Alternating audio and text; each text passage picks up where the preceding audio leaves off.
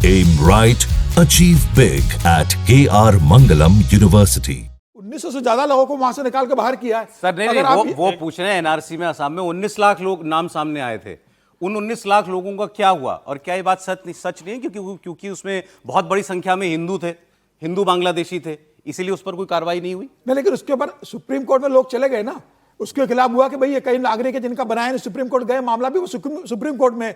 और जो डिक्लेयर हो गए थे 2850 लोग, उनको तो सरकार ने बाहर कर दिया, इस देश से निकाल दिया। और जो 19 लाख लोग निकले उनकी भी जांच होगी, सुप्रीम कोर्ट में मामला है और सरकार को लगेगा ये वाकई घुसपैठी है तो एक दिन वो भी देश से बाहर जाएंगे। ये उम्मीद कर लेना कि 11 साल की मोदी सरकार में देश से सारे घुसपैठे निकल जाएंगे। 70 साल से जो देश के अंदर बैठ रहे थे उन्हें निकालने में थोड़ा समय लगेगा। राहुल जी, एक तो सबसे पहले ये कि इंदिरा गांधी ने 70 के दशक में कहा और पहली बार कोई सरकार बांग्लादेशी घुसपैठियों को पहचान करके बाहर निकाल के भेज रही है। वो संख्या 1000 है, 2000 है, 4000 है, आप इस पे बहस कर सकते हैं। लेकिन जिस वक्त ये सरकार ये कर रही है, लोग क्या कर रहे हैं उसको जानिए। एक का उदाहरण अभी सौरभ जी ने बताया कि कोई गए थे वो, हमको तो मेरा ये मानना है कि ऐसी याचिका करने वाले को न्यायालय को जेल भेजना चाहिए, लेकिन न्यायालय है वो तय करेगा, उनके जो सामने रहता है उससे करते हैं। लेकिन उससे आगे खतरनाक बात आप सुनिए। एक सज्जन याचिका लेकर गए और बड़े बड़े वकील, जितने बड़े वकील आपको, जितने एक तरह से कहें आपको जो लगता है कि इस पे भी कैसे कोई वकील जा सकता है, उन सारी याचिकाओं में वही वकील होते हैं। उन्होंने क्या कहा जानते हैं? उन्होंने कहा सोचिए कितनी निर्दयी अमानवीय हमारी भारत सरकार, मोदी सरकार हो गई है कि रोहिंग्या घुसपैठियों को हाथ पैर उनका बांध दे रही है और बांध के समुद्र में प्रवाहित कर दे रही है। ये पिटीशन गई सुप्रीम कोर्ट? पिटीशन गई। इस हद तक घुसपैठियों के साथ खड़े लोग हैं। और मैं ये जो कह रहा हूं इसको आप खोज कर इसको पहचानिए, फिर ये डिबेट आगे बढ़ेगी। अब एक और याद दिला देता हूं, 2005 में अगर बांग्लादेशी घुसपैठिए बंगाल की समस्या थे, पश्चिम बंगाल की, और उस वक्त ममता जी पेपर उछाल रही थी लोकसभा में, तो आज कैसे वो सारे के सारे गायब हो गए? आज फिरहाद हकीम क्या बोल रहे हैं? आज कैसे कहा जा रहा है कि यहां डेमोग्राफी चेंज हो जाएगी? इसका मतलब हुआ देश में दो तरह की फोर्सेज हैं। एक जो इस खतरे को पहचान रही है, उसके खिलाफ लड़ रही है। प्रक्रिया तंत्र बहुत अच्छी नहीं है। हमें भी मोदी सरकार, हम भी उम्मीद करते हैं कि और निकाल कर फेंकना चाहिए, तो नहीं कर पाई है भी सरकार। दूसरा तंत्र कौन सा है? इसी की आड़ लेकर उन घुसपैठियों को बचा रहा है, इसी की आड़ लेकर देश के लोगों के मन में दूसरे तरह के संदेह पैदा कर रहा है। दो तरह की फोर्सेज हैं, तय कीजिए आप। एक लाइन में जोड़ दूं, भारत सरकार की एक लाइन केवल जोड़ देता हूं। भारत सरकार के गृह मंत्रालय का है, The Home Ministry does not have any definitive number of infiltrators. मैं अब इसमें आगे बताता हूँ। दो बातें हैं इसकी। एक तो ये बात है कि डेमोग्राफी चेंज की बात है, दूसरी है घुसपैठियों की बात है।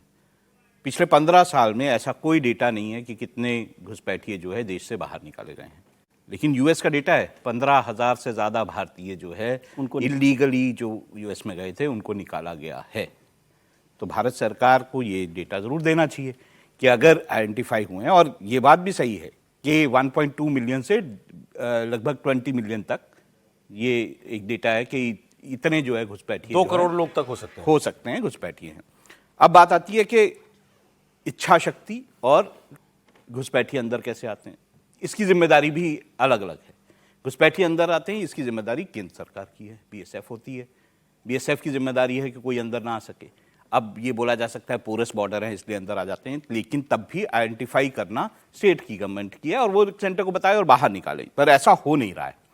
दूसरी बात अभी हम कर रहे थे, एसआईआर की बात कर रहे थे कि एसआईआर जो है वो इसी तरह की एक्सरसाइज है। मुझे लगता है कि हमें इस एसआईआर की एक्सरसाइज को इससे अलग करके देखना जरूर चाहिए। जहां तक इलेक्शन कमीशन का सवाल है, मैं ये मानता हूं इलेक्शन कमीशन सही ढंग से बिल्कुल काम नहीं कर रहा, बिल्कुल नहीं कर रहा। सुप्रीम कोर्ट में जिस तरह की बातें आई हैं, जिस तरह से अभी पानीपत में इलेक्शन हुआ, उसका पंचायत चुनाव का, उसमें जिस तरह से ईवीएम को दोबारा देखा गया और उसमें जिस तरह से हार जीत का फैसला हुआ, क्या इलेक्शन कमीशन सही काम कर रहा है? इलेक्शन कमीशन जो है, क्या जो लोगों की बात आ रही है कि इतनी डुप्लीकेट है, इतना ये है, सही काम जहां तक मैंने जितनी वो खबर पढ़ी, वो किसी एक पोलिंग एजेंट की गलती के साथ गिनती हुई, बताई गई है। गिनती हुई। इलेक्शन कमीशन उसमें ईवीएम टेम्पर नहीं हुई थी। टेम्पर नहीं, मैं बोल ही नहीं रहा टेम्पर, तो इलेक्शन कमीशन दे रहा है ना। मैंने कहा ही नहीं टेम्पर हो रहा है। मैंने तो ये कहा कि इलेक्शन कमीशन के अंदर था ना चुनाव, ईवीएम में गिनती हुई, दोबारा गिनती हुई तो अलग हो गया। कैसे हो गया भाई? आप उसको कंडक्ट करवा रहे थे ना।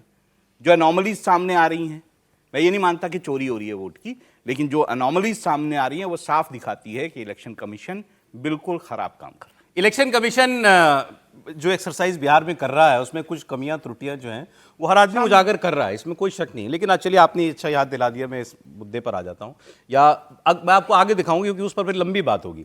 इलेक्शन कमीशन की जहां तक बात है, कल सुप्रीम कोर्ट ने कहा 65 लाख लोगों के नाम आप जिला स्तर पर वेबसाइट पर डालिए, सबको पता होना चाहिए कि कितने लाख लोगों के जिनके नाम कटे हैं, किस वजह से कटे हैं, और फिर उन लोगों की आइडेंटिफिकेशन के लिए आप आधार को मान्य भी मान लीजिए, या अगर वो आपको आधार देते हैं अपनी पहचान के तौर पर तो आप उसको स्वीकार कीजिए। लेकिन ये केवल इन 65 लाख लोगों के केसेस में ही मान्य होगा, आधार की मैं बात कर रहा हूं। कल से ही हमारे यहाँ ये भी जद्दोजहद चल रही है, कांग्रेस पार्टी इसको अपनी जीत और इलेक्शन कमीशन के मुंह पे तमाचा बता रही है। बीजेपी कह रही है कि आप तो गए थे एसआईआर की कार्रवाई पूरी तरीके से रद्द करवाने के लिए सुप्रीम कोर्ट में, सुप्रीम कोर्ट ने तो इस पर अभी तक कोई रोक लगाई नहीं है। कैसे देखेंगे त्रिपाठी जी इसको, इस आदेश को? देखिए, सबसे पहले तो ये कि ये जो आपने बताया ना कि 65 लाख उन लोगों को आधार की इजाज़त दी है सुप्रीम कोर्ट ने जो और कोई कागज़ नहीं दे पा रहे हैं। तो पहली बात ये कि ये सारे डाउटफुल लोग हैं। हमें नहीं लगता कि देश में कौन सा ऐसा व्यक्ति होगा जिसके पास आधार तो होगा लेकिन दूसरा कोई कागज़ नहीं होगा। इसको जरा ध्यान से सोचिए। आप लोग भी बोलते वक्त अपने आसपास पूछिए, अपने घर में, अपने मोहल्ले में, अपने आसपास पूछिए कि जिसके पास आधार है लेकिन दूसरा कोई कागज़ नहीं है, तो ये डाउटफुल लोग हैं। लेकिन ठीक है, सर्वोच्च न्यायालय ने कहा था और मैं तो कह ही रहा हूं कि आधार को शामिल कीजिए।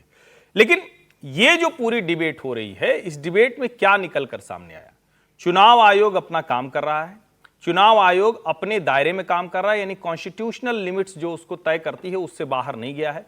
चुनाव आयोग ने जो 11 कागज कह दिए वो मतदाताओं के लिए ज्यादा हितैषी है, बेहतर है, क्योंकि पहले 3 था, फिर 7 हुआ, अब 11 हो गया जी। चुनाव आयोग ने सबसे पहले बिहार में क्यों कराया इसकी भी वजह दे दी, पूरे देश में वो कराएगा ये कह रहा है।